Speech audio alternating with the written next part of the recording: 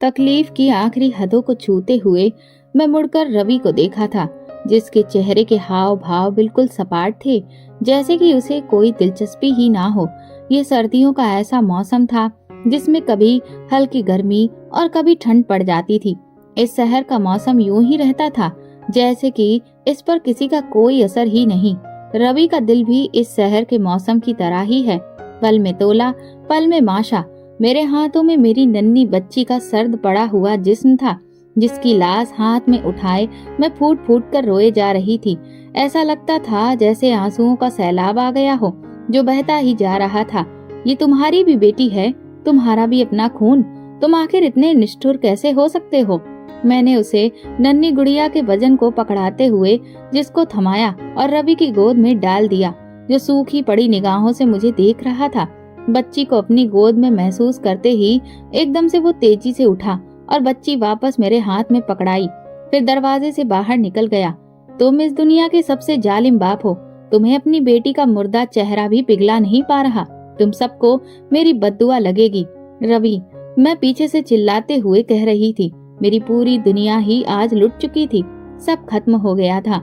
ऐसा लगता था जैसे इस भरी दुनिया में मेरा कोई नहीं है, मेरी किसी को भी सुनाई नहीं दे रही थी। ऐसा लगता है जैसे सबके कान बंद हो चुके हैं। मैं कोने में बैठी अपनी बेटी के मुर्दा चेहरे की तरफ देखती जा रही थी। आस पड़ोस की औरतें मेरे आसपास बैठी अफसोस का इजहार कर रही थी, लेकिन इनमें से किसी का भी अफसोस अब मेरी बेटी मुझे वापस नहीं लौटा सकता था। थोड़ी ही देर में मोहल्ले के कुछ मर्द आए और मेरे हाथ से इस बच्ची को ले जाने को कहा, क्योंकि दफनाने का इंतजाम करना है। मुझे तो ऐसा लगा जैसे कोई मेरा सीना चीर कर मेरा दिल निकाल कर ले जा रहा है। मैं रोते हुए नंगे पांव बच्ची के पीछे भागी, लेकिन औरतों ने मुझे पकड़कर रोक दिया। मेरी बेटी कितनी बदनसीब थी, जिसे ना तो जिंदगी में बाप का प्यार नसीब हुआ और ना ही मौत के बाद। मेरा नाम कविता है। मैं एक बहुत ही गरीब घराने से आई हूँ। शायद गरीब होना ही मेरा सबसे बड़ा जुर्म बन गया। हम 7 भाई बहन थे और हम सबका खर्चा उठाने मेरे बाप के लिए बहुत ज्यादा मुश्किल होता जा रहा था। वो एक मामूली मजदूर थे, कभी काम मिलता तो कभी काम नहीं मिलता, और इसी तरह से मुश्किल से हमारा गुजारा होता था। माँ रूखी सूखी खाकर भी भगवान को शुक्रिया अदा करती थी। माँ ने कभी भी हमें ज्यादा लालच करना नहीं सिखाया था। जितना होता था हम उसमें खुश रहने की कोशिश करते थे। मेरे भाई थोड़े बड़े हुए तो मेरे पिता उन्हें भी अपने साथ काम पर ले जाने लगे। हम में से किसी ने भी पढ़ाई लिखाई नहीं की थी, लेकिन मुझे पढ़ने का बहुत शौक था। मोहल्ले की एक लड़की के पास में थोड़ी देर के लिए पढ़ने के लिए चली जाती थी। बदले में मैं उसके घर के कामकाज कर देती थी और इस तरह से मुफ्त में वो मुझे थोड़ा बहुत पढ़ा दिया करती थी। मेरे लिए यही बहुत था। माँ घर का खर्च चलाने के लिए मेरे पिता का हाथ बटाती थी, लोगों के घरों में काम काज करती। कभी कभार होली दिवाली पर हम नए कपड़े खरीद लेते थे, क्योंकि आमतौर पर तो खाने के लिए ही पैसे पूरे नहीं पड़ते थे। बचपन में टूटे फूटे खिलौने ही हमारे हिस्से में आए थे। मैं हमेशा सोचा करती थी कि जब मेरी अपनी औलाद होगी तो मैं उसे किसी भी चीज की कमी नहीं होने दूंगी। जो वक्त मैंने देखा है वो मैं उसे नहीं देखने दूंगी। लेकिन मुझे क्या पता था कि मेरी जिंदगी क्या मोड़ ले लेगी। जब मैं 16 साल की हो गई तो माँ ने मेरे लिए रिश्ते ढूंढना शुरू कर दिए। माँ चाहती थी कि अपने हैसियत के मुताबिक ही वो कोई रिश्ता ढूंढे, क्योंकि ना तो हम दहेज दे सकते थे और ना ही कोई पैसा वगैरह। खुद की नजर पर माँ ने कई रिश्ते देखे, लेकिन फिर एक दिन अचानक रिश्ते बताने वालों की तरफ से एक रिश्ता हमारे घर आया। वो खाते पीते घराने के थे, बहुत ज्यादा अमीर तो ना थे, लेकिन हमसे तो बहुत ही अच्छे थे। पहले तो माँ ये रिश्ता करने से डर रही थी, लेकिन जब वो उन लोगों से मिली तो उन्हें देखकर मन को तसल्ली हो गई। मेरे पिता भी निश्चिंत हो गए थे। मेरी होने वाली सास ने तो साफ कह दिया था कि हमें किसी भी तरह का कोई दहेज नहीं चाहिए, हम बस आपकी बेटी को बहू बनाकर अपने घर ले जाना चाहते हैं। उनका इकलौता ही बेटा था और 3 बेटियां थीं, तीनों की तीनों शादीशुदा थीं। माँ को लगा कि ये रिश्ता बहुत अच्छा है, मैं आराम से अपने ससुराल में रह लूंगी और मुझे किसी चीज की कमी का सामना नहीं करना पड़ेगा। मगर अपनी सास के मकसद से मैं बिल्कुल भी वाकिफ नहीं थी। उन्होंने ये रिश्ता सिर्फ और सिर्फ इसलिए किया था ताकि गरीब घराने से लड़की लेकर आऊं और उसे हमेशा दबा कर रखूं। उन्हें भी आम औरतों की तरह इस बात का डर था कि अगर किसी बड़े घराने से लड़की लाई तो कहीं वो उनसे उनका इकलौता बेटा छीन ना ले और उसके घर पर राज ना करे। गरीब लड़की को दबाकर रखने का सोच रही थी। हम लोगों ने तो अच्छी नीयत से रिश्ता किया था, लेकिन दूसरी तरफ से नीयत ही खराब थी। शादी के इंतजाम का सारा खर्चा मेरी सास ने उठाया था। हम सब लोग बड़े खुश थे। सब मेरे नसीब को देखकर खूब दुआएं देते थे, मेरी सास की खूब तारीफें करते। मुझे भी लग रहा था कि जैसे मैं अपने सपनों के राजकुमार को पाने वाली हूँ, जिससे मेरी जिंदगी बहुत खूबसूरत हो जाएगी। लेकिन जब मैं शादी के बाद अपने घर में कदम रखा, तब मुझे पता चला कि ये मेरा घर ही नहीं है, ये तो सिर्फ मेरी सास का घर है और इस घर पर राज भी मेरी सास का ही चलता है। शादी की पहली रात मेरे पति ने मुझे साफ साफ कह दिया कि मेरी माँ के मुताबिक ही चलना होगा। जिस चीज से वो मना करेंगे, इसका मतलब है कि वो मना हो जाएगी और उनकी किसी भी बात से इनकार मत करना।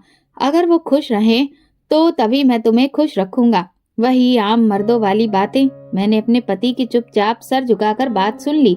मेरी माँ ने हमेशा अपने पति के आगे सर झुकाना सिखाया था और पति के हुक्म को मानने को कहा था। शादी के शुरू के दिन तो बहुत अच्छे गुजर गए, लेकिन उसके बाद सास ने अपने तेवर दिखाने शुरू किए। मेरी ननद जो शादी के बहाने घर पर आई हुई थी, एक हफ्ता गुजर जाने के बाद भी वहाँ से जाने को तैयार नहीं थी। हालांकि रिसेप्शन भी हो चुका था।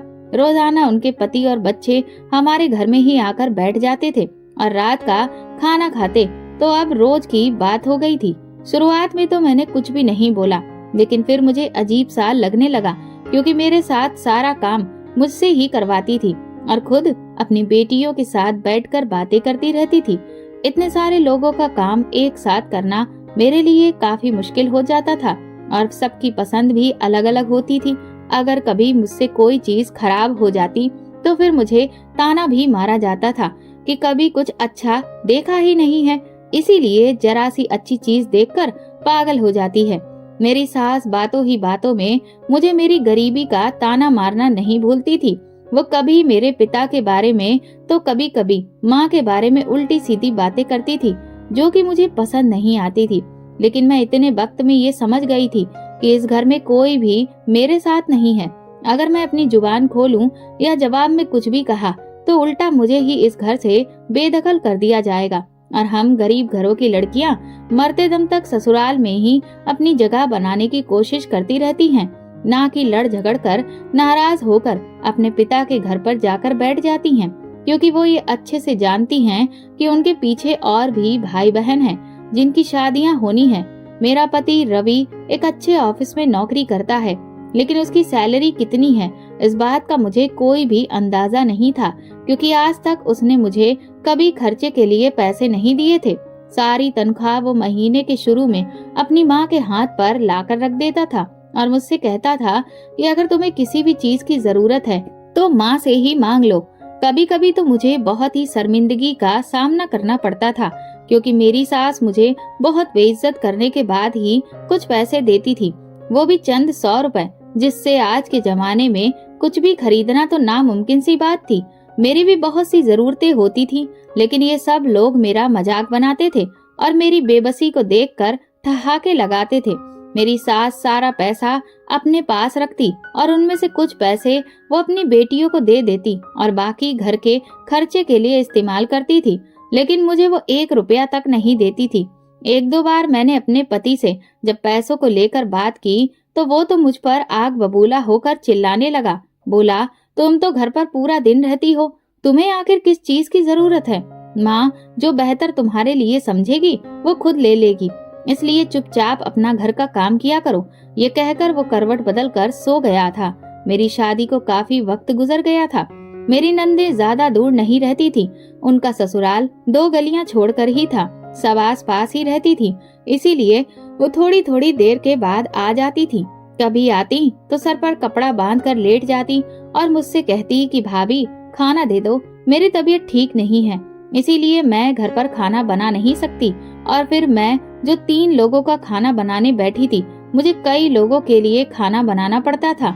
गर्मी में तो काम करना बहुत ही मुश्किल हो जाता था और सख्त गर्मी में मैं पूरा दिन किचन में खड़ी चूल्हे के आगे काम करती रहती थी और सास अपनी बेटियों के लिए एसी वाले कमरे में बैठी रहती। घर में एसी भी सिर्फ मेरी सास के कमरे में लगा हुआ था। मैंने तो आज तक उसकी ठंडक भी महसूस नहीं की थी। एक बार मैंने अपने पति से कहा कि गर्मी ज्यादा है, हम अपने कमरे में भी एसी लगवा लेते हैं, तो वो मेरा मजाक उड़ाते हुए अंदाज में हंसकर बोला, तुम तो ऐसे बोल रही हो जैसे अपने दहेज में एसी लेकर आई हो। अगर तुम्हें इतनी ही जरूरत है तो जाओ और अपने बाप से जाकर कह दो। मैं हर रोज अपने पति के हाथों बेइज्जत होती थी। मेरी सास और नंदे मेरे पति के कान मेरे खिलाफ भरती रहती थी और मेरे पति उनकी बातों पर यकीन करके रोजाना मुझ पर मारते पीटते थे। ये जुल्म सहते सहते अब मैं बहुत थक चुकी थी। मेरी सास तो मुझे मायके भी नहीं जाने देती थी। वैसे मैं शुक्र करती थी कि मैं मायके नहीं जाती। माँ अगर मेरे चेहरे की तरफ देखती तो सारी कहानी समझ जाती। मेरे माता पिता ने बेशक ही हमें गरीबी में पाला पोसा था, मगर इसका मतलब ये नहीं था कि वो हमारी परवाह नहीं करते थे। मैं जानती थी कि वो अपनी तमाम मुश्किलों को भूलकर मेरी जिम्मेदारी उठाने को तैयार हो जाएंगे, लेकिन मैं ऐसा नहीं चाहती थी। मैं अपनी वजह से किसी को भी मुश्किल में नहीं डालना चाहती थी। मेरी शादी को अभी तीसरा महीना शुरू हुआ था कि मेरी सास ने पोते की ख्वाहिश जताना शुरू कर दिया।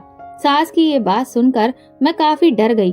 अक्सर मैंने सुन रखा था कि जिन लड़कियों के यहाँ पर औलाद लड़का नहीं होता, उनके ससुराल वाले उन पर बहुत जुल्म करते हैं। और अपनी सास का अब तक का रवैया देखकर मुझे ये अंदाजा हो गया था कि अगर मैंने उन्हें बेटा पैदा करके नहीं दिया तो फिर मेरी खैर नहीं। हर रोज मेरी सास मुझसे कहती, खुशखबरी कब सुना रही हो, और मैं सर झुकाकर रह जाती। वो तो मुझे ऐसे पूछती थी कि जैसे ये सब कुछ मेरे हाथ में है। मेरे पति भी दिन रात मुझसे कहते, मुझे तो बेटा ही चाहिए, बेटियां रखकर क्या करना है। हालांकि उसकी खुद की 3 बहनें थीं, मगर न जाने क्यों अक्सर लोग बहू को बेटा पैदा करने की मशीन समझ लेते हैं। जब 1 और महीने तक मुझे खुशखबरी नहीं मिली तो मेरी सास मुझे अपने साथ लेकर एक दाई के पास चली आई थी। दाई ने सास को कहा भी कि अभी तो शादी को वक्त ही कितना हुआ है, सब्र करो। मगर मेरी सास मुझे बोलती रही कि अगर तूने इस महीने खुशखबरी नहीं दी तो मैं अपने बेटे से तेरा तलाक करवाकर उसकी दूसरी शादी करवा दूंगी। सास की ये बात सुनकर मैं दिल ही दिल में हंसकर रह गई थी, क्योंकि मैं इस बात को अच्छे से जानती थी कि उस जैसी औरत के घर कोई भी अपनी बेटी को नहीं भेजेगा। सब जानते थे कि वो किस तरह की है और खानदान भर में कोई भी उससे रिश्ता जोड़ने के लिए तैयार नहीं था। इसीलिए तो वो बाहर रिश्ता ढूंढती फिर रही थी। 1 हफ्ता बीतने के बाद भी जब कोई खबर ना मिली तो फिर मेरी सास मुझे लेकर एक बाबा के पास आ गई। मैंने अपनी सास को रोकने की बहुत कोशिश की कि इन बाबाओं के चक्कर में मत पड़ो, लेकिन वो मुझे डांटते हुए बोली, तू होती कौन है मुझे समझाने वाली, बस मुझे जल्दी से जल्दी पोता चाहिए। फिर मैं वहाँ उसे बाबा के सामने घंटों बैठी रही। वो बाबा न जाने कौन कौन से मंत्र पढ़ रहा था। मैं बुरी तरह से थकी जा रही थी। वापसी पर मेरी सास बाबा से एक पुड़िया भी लाई थी जो रोजाना दूध में डालकर वो मुझे देती थी, लेकिन मैं बिल्कुल भी वो दूध नहीं पीती थी। सास के इधर उधर होते ही मैं वो सारा दूध गिरा देती थी। मुझे नहीं पता था कि उस पुड़िया में कैसी दवाई थी जो वो मुझे पीने को देती थी, और इसीलिए मैंने रिस्क लेना ठीक नहीं समझा। लेकिन फिर ऊपर वाले की कृपा हुई और अगले महीने ही मुझे खुशखबरी मिल गई। मैं बहुत ज्यादा खुश थी। मैंने अपनी माँ को भी बताया। मेरी माँ तुरंत ही कुछ फल वगैरह लेकर मेरे घर आ गई। शादी के बाद आज पहली बार वो मुझसे मिलने आई थी। उन्हें देखकर मैं बहुत खुश हुई और उनके गले लगकर रोने लगी। मेरी सास हमारे पास ही बैठी थी। वो मेरी माँ को कहने लगी, अरे तुम्हारी बेटी पहली बार उम्मीद से हुई है और तुम खाली हाथ आ गई। मेरी माँ ने बेचारगी से उनकी तरफ देखा और कहा कि आपको तो हमारे हालात अच्छे से पता है, हम इतना ही कर सकते थे। इसके पिता का कामकाज आजकल ठीक नहीं चल रहा है, घर में खाने के लाले पड़े हुए हैं, इसीलिए मैं ज्यादा कुछ नहीं ला सकी। माँ के इस तरह से कहने पर मुझे बहुत अफसोस हुआ था, लेकिन मैं अपनी सास को कुछ भी नहीं कह सकती थी। मेरी माँ जब वापस गई तो सास ने मुझे अपने सामने खड़ा किया और बोली, आज तो तुम्हारी माँ आ गई और मैंने उसे बर्दाश्त कर लिया, लेकिन रोज रोज के तमाशे मैं बर्दाश्त नहीं करूंगी। तुम कोई पहली लड़की नहीं हो जो पेट से हुई हो, और याद रखो अगर मुझे पोता नहीं मिला तो फिर इस घर में तुम्हारी कोई भी जगह नहीं होगी। एक बार फिर से मेरी सास की वही रट शुरू हो गई थी। जब मेरे पति को इस बारे में पता चला तो उसने तो मेरी कोई भी खास परवाह नहीं की थी वो हमेशा की तरह ही बिल्कुल सख्त था, जैसे कि उसे कोई फर्क ही नहीं पड़ता। कभी कभी तो ऐसा लगता था कि जैसे वो एक रोबोट है, इंसान है ही नहीं, और उसका रिमोट उसने अपनी माँ के हाथ में दे रखा है। उसका मूड भी अपनी माँ के हिसाब से ही बदलता था। बहरहाल मैं अपने सारे दुखों को बुलाकर अपने आने वाले बच्चे के बारे में सोचने लगी थी। मुझे तो अब तक यही लग रहा था कि मेरे पेट से होने की बात सुनकर मेरी सास अब मुझे थोड़ा आराम करने देगी, लेकिन ये मेरी गलतफहमी साबित हुई जब मुझे पता चला कि मेरी नंद भी पेट से है। और मेरी सास ने फौरन ही उसे अपने घर पर बुला लिया और कहा कि जब तक तुम्हारा बच्चा नहीं हो जाता तब तक तुम यहीं पर रहोगी। इस हालत में तुम्हें अपने ससुराल में रहकर कामकाज करने की कोई जरूरत नहीं है। मैं तो अपनी सास की इस तरह की बात सुनकर आह भरकर रह गई थी, क्योंकि मैं तो पहली बार पेट से हुई थी और मेरी नंद का तो ये तीसरा बच्चा था। मेरी सास उसका बहुत ज्यादा ध्यान रखती थी, उसे खूब फ्रूट्स वगैरह खिलाती, दूध देती, मगर मुझे हमेशा बचा कुचा खाने को ही मिलता था और ना ही मुझे कोई डॉक्टर के पास लेकर जाता था। कुछ दिनों से मुझे पेट में बार बार दर्द महसूस हो रहा था। मैं रवि से इस बात का जिक्र किया तो उसने कहा कि तुम औरतों के नाटक तो खत्म ही नहीं होते हैं, मुंह बंद करके सो जाओ, थोड़ी देर में खुद ही ठीक हो जाएगा। लेकिन फिर 2-3 दिन तक मेरा दर्द ठीक ही नहीं हुआ। मैंने दोबारा से अपने पति या सास से इस बात का जिक्र नहीं किया, लेकिन दिल ही दिल में मुझे बहुत डर लग रहा था कि कहीं मुझे कुछ हो न जाए। और इस तरह से कई महीने निकल गए। मैं बहुत ही ज्यादा कमजोर होती जा रही थी, लेकिन मेरी सास को तो सिर्फ अपनी बेटी की फिक्र लगी हुई थी। मेरी हालत चाहे जितनी भी खराब होती, वो घर के सारे काम मुझसे ही करवाती थी और साथ ही अपनी बेटी की सेवा भी मुझसे करवाती थी। हालांकि मैं भी इस दौर से गुजर रही थी जिस दौर से उनकी खुद की बेटी गुजर रही थी, लेकिन उन्हें सिर्फ अपनी बेटी की फिक्र थी। एक रात मुझे बहुत तेज दर्द उठा और मेरी सास ने मुझे अस्पताल ले जाने की बजाय दाई को दिखा दिया। दाई ने मुझे देखते ही कहा कि इसे किसी अच्छे अस्पताल में लेकर जाओ, वरना कहीं मामला बिगड़ न जाए। लेकिन मेरी सास ने इनकार कर दिया कि हमारे पास इतने पैसे नहीं हैं कि हम इसे लेकर अस्पताल जाएं। जो कुछ करना है तुम यहीं पर करो। ये कहकर वो एक तरफ जाकर बैठ गई और मेरे पति ने तो अपनी जुबान भी नहीं खोली। मुझे तो लग रहा था कि वो मेरे लिए ना सही लेकिन अपने बच्चे के लिए तो कुछ बोलेगा, लेकिन उसने ऐसा कुछ भी नहीं किया। बहरहाल बहुत ही मुश्किलों के बाद दाई ने मुझे और बच्चे को बचाया था। जैसे ही दाई ने मुझे ये खबर दी कि तुम्हारे बेटी हुई है, तो मैं तो खुशी से पागल हो गई थी, क्योंकि मेरी सोच अपने पति और सास की तरह बिल्कुल भी नहीं थी। मगर मेरी सास और मेरा पति का चेहरा बेटी के पैदा होने की खबर सुनते ही बिल्कुल पीला पड़ गया था। तुझे हमने कहा भी था ना कि हमें लड़का चाहिए, फिर तूने बेटी पैदा क्यों की? अब हम इसका क्या करें? नफरत और घृणा से मेरी सास बोलती चली गई। और फिर जब मेरी ननद के बेटा पैदा हुआ तो सब लोग उसकी तीमारदारी में जुट गए थे। बार बार मेरी सास मुझसे कहती कि तू तो है ही मनूस, इसीलिए तूने लड़की पैदा की है। मेरा पति मुझे देखता भी नहीं था, एक बार भी उसने अपनी बेटी को अपनी गोद में नहीं उठाया था। मैं खुद ही अपनी बच्ची का नाम जूही रखा और अकेले ही उसकी देखभाल करने लगी। साथ में मैं घर का काम भी संभालती थी। आराम तो करने का मौका मुझे कभी ही नहीं मिलता था। मेरे माँ बाप बच्चे के पैदा होने की खबर सुनते ही मुझसे मिलने के लिए आए। मेरी हालत को देखकर माँ ने कहा कि तुम इतनी कमजोर क्यों हो गई हो? तो मैंने बहाना बना दिया कि बस वैसे ही कमजोरी हो गई है। मैं उनके सामने जबरदस्ती की खुशी का इजहार करने की कोशिश कर रही थी ताकि वो मेरी तरफ से परेशान ना हो। वो कुछ देर वहीं रहे और उसके बाद चले गए। बच्ची के लिए वो कुछ तोहफे भी देकर गए थे, जिसे मेरी सास ने मुझसे छीन लिया। मैं समझ गई थी कि अब मेरी और मेरी बेटी की जिंदगी बहुत मुश्किल होने वाली है। मेरी जिंदगी तो पहले से ही मुश्किल में थी, लेकिन अब उसमें मेरी बेटी भी शामिल हो गई थी। जैसे तैसे करके मैं उसे पाल रही थी, उसकी जरूरत को बहुत ही मुश्किल से पूरा कर पा रही थी। मैं अपने पुराने कपड़ों के दुपट्टे काट कर उसके कपड़े बनाती और उसे पहनाती, क्योंकि सास तो नए कपड़ों के लिए मुझे पैसे देती ही नहीं थी। अगर कभी मोहल्ले की किसी औरत ने मेरी मदद करने की कोशिश भी की तो सास ने उसे भी बातें सुनाकर घर से निकाल दिया और बाद में मुझे खूब मारती और कहती कि तू मोहल्ले में ये साबित करना चाहती है कि हम तुझ पर जुल्म करते हैं। आइंदा मैं कभी ये न देखूं कि तू मोहल्ले की किसी भी औरत से बात कर रही है। हालांकि मैं किसी से बात नहीं करती थी, बल्कि वो औरत तो खुद ही मेरे हालातों को अच्छे से जानती थी। मेरी बेटी जैसे जैसे बड़ी हो रही थी, उसकी जरूरतें भी बढ़ती जा रही थी, लेकिन वो जरूरतें मैं कहाँ से पूरी करती, मुझे समझ में नहीं आता था। अब वो तकरीबन 1 साल की हो चुकी थी और अब मुझे उसे और भी वक्त देना पड़ता था। लेकिन मेरी सास तो ऐसा चाहती ही नहीं थी कि मैं अपनी बेटी को कोई भी वक्त दूं। जब भी मेरी नंदे घर पर आती तो एक नया तमाशा लग जाता।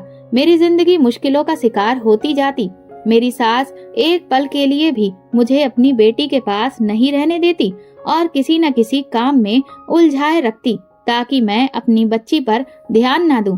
मेरी बेटी बहुत खूबसूरत थी, जो भी उसे देखता उसकी तारीफ किए बिना नहीं रहता, और मेरी नंद इस बात पर बहुत ही जलती थी। उसके बच्चे अक्सर मेरी बेटी को चुपके से चुटकी काट लेते थे। मैं उन्हें मना करती तो घर में एक नया झगड़ा खड़ा हो जाता। एक दिन मेरी बेटी बहुत ज्यादा बीमार थी। बुखार तो उसे कई दिनों से आ रहा था, लेकिन ना तो मेरे पति उसे डॉक्टर के पास लेकर जाते थे और ना ही सास लेकर जाने देती थी। ऐसे में मैं घर के ही घरेलू नुस्खे इस्तेमाल करके किसी न किसी तरह से गुजर बसर कर रही थी। लेकिन उस दिन उसकी तबीयत हद से ज्यादा खराब हो गई। वो लगातार रोए चली जा रही थी। मैं किचन में जल्दी जल्दी काम निपटाने में लगी थी कि तभी उसी वक्त सास वहाँ पर आ गई। ये कैसी रोटी बनाई है तूने? तुझे कहा भी था मैंने कि पहले की रखी रोटी मेरी बेटी को मत देना। चल ताजा रोटी बना कर दे। सास की बात पर मैंने एक नजर कमरे की तरफ देखा और फिर सास को देखकर कहा कि मैं थोड़ी देर में बना देती हूँ, मेरी बच्ची रो रही है, जरा मैं उसे देख लूं। लेकिन सास ने एक जोरदार थप्पड़ मेरे मुंह पर मारा। मेरे सामने जुबान चलाएगी? तुझे मैंने क्या कहा है कि पहले रोटी बना, इसके बाद जो भी करना हो करती रहना। इतना कहकर वो वहाँ से चली गई। ये पहली बार नहीं था कि मेरी सास ने मुझे मारा था, लेकिन हर बार उसकी मार खाकर मुझे बेइज्जती का एहसास होता था। वो लोग मुझे ऐसा बर्ताव करते थे कि जैसे मैं कोई कूड़ा करकट हूँ। मैं रोते हुए किचन में आ गई और जल्दी जल्दी रोटी बनाने लगी। मैं चाहती थी कि जल्दी से सारा काम खत्म हो जाए, ताकि मैं अपनी बेटी को जाकर देख सकूं। उसके बिलक कर रोने की आवाज मुझे किचन तक सुनाई दे रही थी और मेरा दिल खून के आंसू रो रहा था। मैं अपनी बेटी के लिए कुछ भी नहीं कर पा रही थी। ये लोग तो पहले से ही मुझे और मेरी बेटी को सिर्फ एक बोझ समझते थे। भला हमारा ध्यान कौन रखता, हमारी परवाह कौन करता? यहाँ तो सबको सिर्फ अपनी पड़ी हुई थी। रोटी बनाकर जैसे ही मैं किचन से निकलने लगी, तभी मेरी नंद किचन के दरवाजे पर आकर खड़ी हो गई। वो बोली, मेरे लिए साथ में भुजिया भी फ्राई कर दो। जो सब्जी तुमने बनाई है वो मैं बिल्कुल भी नहीं खाऊंगी। मेरा भुजिया खाने का मन हो रहा है। थोड़ी देर पहले वो खुद ही सब्जी की फरमाइश करके गई थी और अब मुझे परेशान करने के लिए भुजिया बनाने की फरमाइश कर रही थी। मैंने कहा, सीमा दीदी, मुझे अपनी बेटी को देखना है। उसकी तबीयत ठीक नहीं है, वो रो रही है। एक नजर उसे देख लूं, फिर मैं आपको बनाकर दे देती हूँ। नंद से कहकर मैं वहाँ से निकलने ही लगी थी कि अचानक उसने मेरा हाथ पकड़कर मुझे रोक लिया। तुम्हारी इतनी हिम्मत, तुम मुझे इनकार करोगी? तुम और तुम्हारी बेटी की क्या औकात? चल जल्दी से मेरे लिए खाना बना, वरना मैं अभी माँ से शिकायत लगा दूंगी। ये कहते हुए उसने मुझे किचन में धकेल दिया। मैं जल्दी जल्दी उसके लिए खाना तैयार करने लगी। जैसे जैसे वक्त गुजरता जा रहा था, मेरे दिल की धड़कन बहुत ही तेज होती जा रही थी। अपनी बेटी की आवाज मुझे बहुत ही अब धीमी धीमी सुनाई दे रही थी। शायद वो रो रो कर अब थक चुकी थी। मैंने खाना बनाकर नंद को दिया और फौरन से भागती हुई अपने कमरे में आई। मेरी बेटी अब बिल्कुल खामोश हो चुकी थी और बेड पर एक तरफ लेटी हुई थी। ऐसा लग रहा था कि जैसे उसकी गर्दन ढुलक गई हो। मेरे दिल को कुछ हुआ। मैं भागती हुई उसके करीब आई। जैसे ही मैंने उसके चेहरे को हाथ लगाया, वो ठंडी पड़ी हुई थी। ना ही वो हाथ पांव हिला रही थी और ना ही रो रही थी। परेशानी से मैंने उसे झंझोड़ना शुरू कर दिया। मेरा दिल हर गुजरते लम्हे के साथ बंद होता जा रहा था, मगर वो कोई भी रिस्पॉन्स नहीं दे रही थी। डर के मारे मैंने चिल्लाना शुरू कर दिया, मगर किसी को भी मेरे चीखने चिल्लाने की परवाह नहीं हुई। मेरी बेटी की धड़कनें रुक गई थी और उसकी सांसें भी नहीं चल रही थी। मुझे जल्दी ही एहसास हो गया कि वो इस दुनिया को छोड़कर जा चुकी है। मेरे तो जैसे होशो हवास ही गुम हो गए थे। मैं कुछ भी नहीं कर पा रही थी। मेरे हाथ पांव कांप रहे थे। मुझे समझ नहीं आ रहा था कि मैं क्या करूं। मैं भागते हुए कमरे से निकली और अपने सास के कमरे का दरवाजा खोला। मुझे यूं अचानक दरवाजा खोलते देखकर वो चिल्लाने लगी, क्या तुझे तमीज नहीं है? कितनी बार कहा है कि बिना दरवाजा खटखटाए मत खोला कर, और फिर तुझे बिना इजाजत अंदर कैसे आ गई? मगर मुझे इस वक्त उनके डांटने की कोई भी परवाह नहीं थी। जूही, उसकी हालत बहुत खराब है, मैंने हकलाते हुए बोल रही थी। तो हम क्या करें अगर उसकी हालत खराब है? मेरी सास ने दो टूक जवाब दिया। वो सांस नहीं ले रही है, प्लीज एक बार आकर उसे देख लीजिए, उसे अस्पताल लेकर जाना है। मैं आपके आगे हाथ जोड़ती हूँ। मैं उनके सामने हाथ जोड़े खड़ी हो गई, लेकिन वो लोग आगे से हंसने लगे। तू और तेरी बेटी से कब जान छूटेगी, यही सब सोच सोच कर तो हम परेशान होते रहते हैं, और अब जब जान छूट रही है तो तू चाहती है कि हम उसे अस्पताल लेकर जाएं। अरे मरती है तो मरने दे, मेरी नंद ने बड़ी ही संगदिली से कहा, ये सोचे बिना कि उसके खुद के भी बच्चे हैं। मैं दुखी दिल से वापस अपने कमरे में आ गई। अपने पति रवि को फोन किया तो उसने मेरा फोन नहीं उठाया। काफी देर तक मैं फोन ट्राई करती रही। जब मुझसे बर्दाश्त नहीं हुआ तो मैं घर से बाहर निकली और पड़ोसन का दरवाजा खटखटाया। उन्हें सारी सिचुएशन के बारे में बताया। उनके पति डॉक्टर थे। उनके पति ने तुरंत ही मेरी बच्ची को चेक किया और इनकार में सिर हिला दिया। मैं वहीं पर रोने लग गई थी। बात मोहल्ले वालों तक पहुंची तो मेरी सास भी कमरे से बाहर निकल आई और मुझे चोटी से पकड़कर अंदर लाई। ये क्या है, तूने पूरे मोहल्ले में मेरा तमाशा लगा दिया है। अभी रुक, तेरे पति को बुलवाती हूँ। ये कहते हुए उन्होंने अपने बेटे को फोन मिलाया। रवि ने पहली ही बैल पर फोन उठा लिया। मुझे बहुत दुख हुआ कि मैं इतनी देर से कॉल कर रही थी, लेकिन रवि ने तब फोन नहीं उठाया। सास ने उसे न जाने क्या कहा कि वो भागा भागा अपना काम छोड़कर घर वापस आया। मुझे लगा कि शायद बेटी की तड़प में आया है, लेकिन वो तो अपनी माँ के पल्लू से लगकर बैठ गया। वो खुद भी अपनी बेटी को एक बोझ समझता था। उसकी तो जान छूट गई। मोहल्ले वालों ने ही मिलकर अर्थी वगैरह का इंतजाम किया। सब लोग रवि पर थू थू कर रहे थे कि ये कैसा इंसान है, अपनी बेटी की अर्थी का इंतजाम भी नहीं कर रहा। मैंने अपनी बच्ची को अपने सीने से लगाया और मेरे दिल से आह निकली। मैंने ऊपर वाले से प्रार्थना की कि भगवान मेरे साथ इंसाफ कर। मैंने बहुत जुल्म बर्दाश्त किया है, लेकिन अपनी बच्ची पर मैं इतना जुल्म बर्दाश्त नहीं कर सकती। वो तड़प कर मर गई, लेकिन किसी को भी उस पर तरस नहीं आया। अब तू ही इंसाफ करने वाला है। अभी मैंने इतना ही कहा था कि अचानक से अंदर से मेरी सास के चिल्लाने की आवाजें आना शुरू हो गईं। वो बुरी तरह से चीख रही थी। मैं तेजी से अंदर भागी तो देखा कि सामने सास की हालत बहुत खराब हो रही थी। उसके मुंह से झाग निकल रहा था और हाथ पांव मुड़ रहे थे। मेरी मुर्दा बच्ची अब भी मेरे सीने से लगी हुई थी। मेरा पति फौरन से सास को लेकर बाहर निकला और अस्पताल की तरफ चला गया। नंदे भी साथ में गईं। मोहल्ले की औरतें पीछे बैठकर बातें करने लगीं। इसे अपनी बहू और पोती पर बहुत जुल्म किया है, अब इस पर ऊपर वाले की लाठी की मार पड़ेगी। भगवान इंसाफ करता है। मेरे पति के वापस आने तक मेरी बच्ची को दफनाया जा चुका था। मेरा तो रो रो कर बुरा हाल हो रहा था। मैं इन सबको दुखी दिल से बद्दुआ दे रही थी। मेरी माँ को जब ये बात पता चली कि मेरी बच्ची अचानक इस दुनिया को छोड़कर चली गई, तो वो अपने सारे काम छोड़कर भागी भागी मेरे घर आई। मैंने पूरी बात अपनी माँ को बता दी। वो रोते हुए मुझे गले लगाते हुए बोली, बेटी तुमने हमें ये सब पहले क्यों नहीं बताया? कितनी बार मैंने तुमसे पूछा, लेकिन तुमने अपनी जुबान बंद रखी थी। ये लोग इतने जालिम हैं, मैं कभी सोच भी नहीं सकती थी। चलो मेरे साथ वापस घर, और आइंदा इनके घर में कदम रखने की जरूरत नहीं है। मेरे माँ बाप मुझे अपने साथ वापस घर ले आए। मेरे पिता ने कहा कि तुम हम पर बोझ नहीं हो, बल्कि बेटियां तो भगवान की रहमत होती हैं। देखो अब हमारे हालात ठीक हो रहे हैं। हमने अपनी बेटियों पर कभी भी जुल्म नहीं किया और ना ही उन्हें बोझ समझा है। तुम यहाँ पर रहो। अब अगर तुम्हें वो लेने आएंगे भी तो मैं तुम्हें उन जालिमों के हवाले नहीं करूँगा। मैं चुपचाप घर के कोने में बैठी रहती। मेरी निगाहों के सामने मेरी बेटी का चेहरा घूमता रहता। तकरीबन एक हफ्ते के बाद मेरा पति मुझे लेने आया। वो भी मजबूरी में कहने लगा, मेरी माँ की तबीयत बहुत ज्यादा खराब है। घर पर सारा काम संभालने के लिए तुम्हारी जरूरत है। घर आ जाओ। अभी भी उसके लहजे में बहुत अकड़ थी। मेरे पिता ने साफ इनकार कर दिया कि मेरी बेटी तुम लोगों की नौकर नहीं है। तो इस बात पर मेरा पति तलाक देने की धमकी देकर निकल गया। मेरे पिता ने कोई जवाब नहीं दिया और वाकई में कुछ दिनों के बाद मेरे पति ने मुझे तलाक के कागजात भिजवा दिए। मुझे इस सब से कोई फर्क नहीं पड़ा था।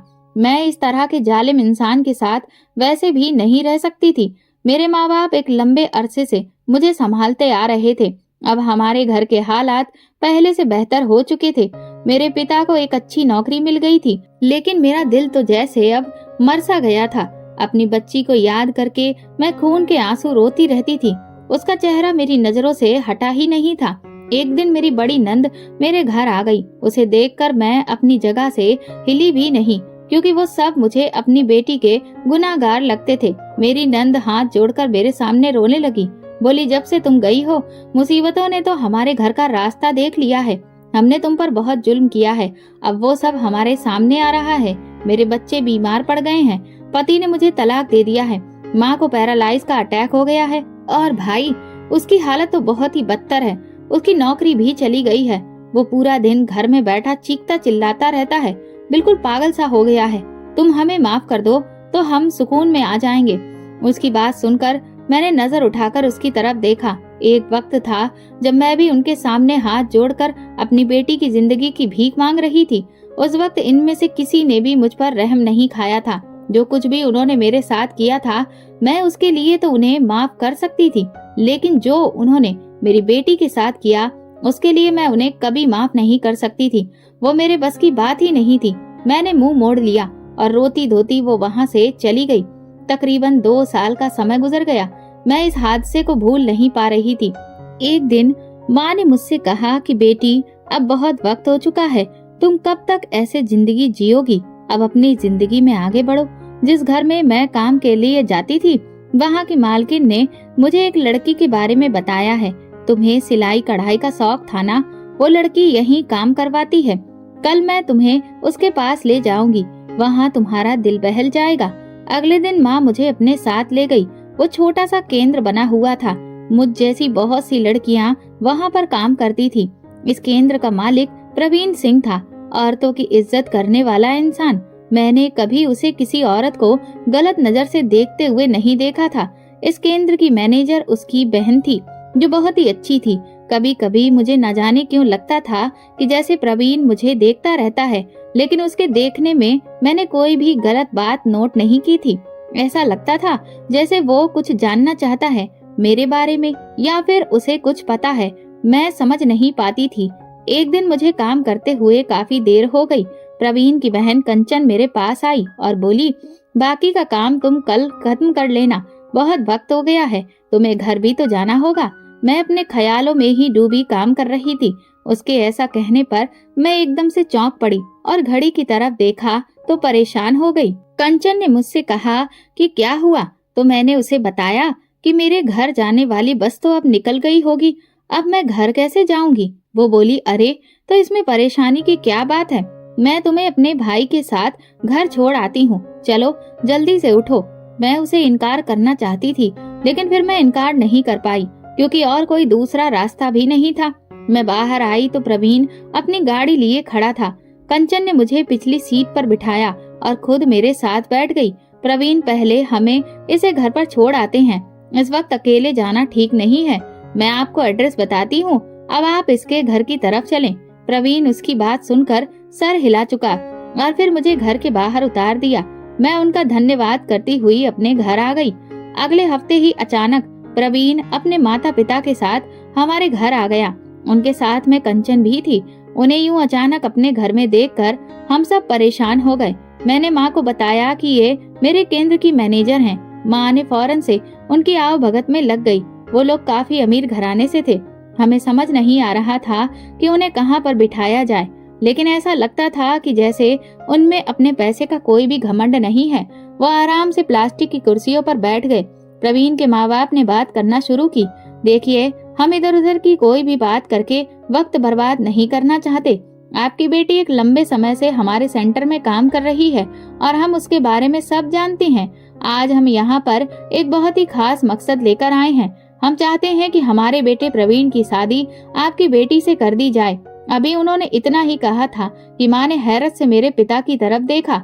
वो भी हैरान हो गए। हमने कभी सोचा भी नहीं था कि ऐसा कोई रिश्ता भी आ जाएगा। मैं तो कुछ भी महसूस नहीं कर पा रही थी, क्योंकि अपनी बेटी के बाद मैंने तो जीना ही छोड़ दिया था। कंचन मुझे साथ लिए अंदर आ गई और मुझे समझाने लगी देखो तुम कब तक ऐसे रहोगी? जिन लोगों ने तुम्हारे साथ गलत किया था उन्हें इसकी सजा मिल चुकी है, तुम ऐसे खुद को सजा क्यों दे रही हो? वो लोग तो यही चाहते हैं कि तुम कभी भी सुखी ना रहो। क्या तुम उनकी इस ख्वाहिश को पूरा करोगी? मैंने फौरन से इनकार में सिर हिला दिया। देखो यकीन करो, जहाँ पर बुरे लोग होते हैं वहीं अच्छे लोग भी हैं। तुम मुझे और मेरे भाई को बहुत लंबे समय से जानती हो, हम तुम्हें कभी कोई तकलीफ नहीं देंगे। एक बार भरोसा करो और अपनी जिंदगी की खुशियों को हाथ से जाने मत दो। बाद में मेरे माता पिता ने भी मुझे यही समझाया और फिर मैंने ये फैसला अपने माँ बाप पर छोड़ दिया। मैं जानती थी कि बाकी बहनों की जिम्मेदारी भी उनके सर पर है। उनके जब भी रिश्ते आते थे सब यही सवाल करते थे कि बड़ी बेटी घर पर क्यों है। कुछ दिन बाद मेरी माँ और पिता ने उन्हें हाँ कर दिया। मैं काफी ज्यादा डर रही थी कि मेरी जिंदगी दोबारा से वैसी ही ना हो जाए जैसे पहली थी। डरते डरते मैंने शादी के लिए हाँ की। इन लोगों ने बहुत ही सादगी से शादी की और विदाई हो गई। प्रवीण की भी ये दूसरी शादी थी। उसकी पहली बीबी कैंसर से लड़ते लड़ते इस दुनिया से विदा हो गई। लेकिन शादी के बाद मेरा सारा डर खत्म हो गया। प्रवीण मेरे साथ बहुत ही अच्छे से रह रहा था। वो मेरा बहुत ध्यान रखता था और उसके घरवाले भी बहुत अच्छे थे। मैं हर पल भगवान का शुक्रिया अदा करती। न जाने मेरी कौन सी अच्छाई के बदले मुझे इतने अच्छे लोग मिले थे। मेरे माँ बाप मुझे खुश देखकर अब सुकून से हो गए थे। बस मेरी बेटी की याद मेरे दिल को कचोटने लगती थी। लेकिन फिर ऊपर वाले की ऐसी रहमत हुई कि मुझे एक और बेटी उन्होंने दे दी। और जब मेरे यहाँ पर बेटी पैदा हुई तो प्रवीण उसके घर वाले खुशी से फूले नहीं समा रहे थे। उन्होंने मुझे ऐसा कुछ भी नहीं कहा था कि हमें पहले पोता चाहिए, बल्कि वो तो बेटी को भगवान की कृपा समझते थे। मैंने उस बेटी का नाम भी जूही रखा था। प्रवीण ने कोई ऐतराज नहीं किया। वो अपनी बेटी का बहुत ख्याल रखते थे, बिल्कुल किसी राजकुमारी की तरह उसे पाल रहे थे। जूही जब 2 साल की हुई तो भगवान ने एक बार फिर से मेरी गोद भर दी और इस बार मुझे जुड़वा बेटे पैदा हुए, जिन्हें पाकर मैं बहुत ज्यादा खुश थी। लेकिन उनके आने के बाद भी प्रवीण की नजरों में जूही की अहमियत कम नहीं हुई थी, बल्कि सारे घरवाले उसे बहुत प्यार करते थे। मैं अब अपनी जिंदगी में पूरी तरह से खुश हूँ और निश्चिंत हूँ। प्रवीण जैसा हमसफर मिलना किसी आशीर्वाद से कम नहीं होता। जो लोग जमीन पर खुद को भगवान समझने की भूल कर बैठते हैं, फिर उन्हें उस ऊपर वाले का कहर भी देखने को मिलता है। दोस्तों, अगर आपको हमारी कहानी पसंद आई है तो कमेंट करके जरूर बताएं और वीडियो को लाइक करके ज्यादा से ज्यादा शेयर करें। चैनल पर नए हैं तो सब्सक्राइब करें और हाँ, नोटिफिकेशन बेल को जरूर दबाएं ताकि अगली अपडेट सबसे पहले आपको मिले। धन्यवाद।